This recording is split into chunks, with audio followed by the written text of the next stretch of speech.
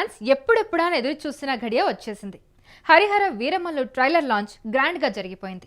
Hyderabad Vimal 70mm తో పాటు తెలుగు రాష్ట్రాల్లోని ముఖ్యమైన థియేటర్లలో ఫ్యాన్స్ మధ్య ఘనంగా లాంచ్ చేశారు. నిర్మాత ఏఎం రత్నం, దర్శకుడు జ్యోతి కృష్ణ, హీరోయిన్ నిధి అగర్వాల్ తో పాటు మీడియా మొత్తం హాజరైన ఈ వేడుకలో అభిమానుల కోలాహలం మధ్య స్క్రీనింగ్ జరిగింది.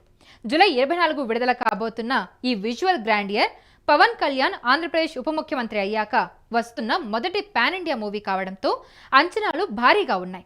ట్రైలర్ 3 నిమిషాలుంది. కంటెంట్ విషయానికి వస్తే ఔరంగజేబు కాలంలో నిజాం రాజులు చేసిన ఆగడాలు అడ్డుకునేందుకు గోల్కొండ నుంచి వస్తాడు వీరమల్లు. వెన్ను చూపని వీరుడిగా అడ్డొచ్చిన సైనికులను ఊచకోత కోస్తూ హిందూ ధర్మ పరిరక్షణకు పోరాడతాడు. అపురూపమైన కోహినూర్ వజ్రాన్ని కాపాడే బాధ్యత కూడా తన మీద ఉంటుంది. ఒక పక్క లక్షల సంఖ్యలో సైన్యం, ఇంకోవైపు దేశాన్ని కబలిస్తున్న శత్రువులు. ఈ పద్మవ్యూహం నుంచి వీరమల్లు ఎలా బయటికి వచ్చి గెలిచాడనేది హరిహర వీరమల్లు స్టోరీ. ఇది స్వాడ్ వర్సెస్ స్పిరిట్ పేరుతో మొదటి భాగంగా వస్తుంది. సీక్వెల్ వచ్చే సంవత్సరం రిలీజ్ చేయబోతూ ఉన్నారు.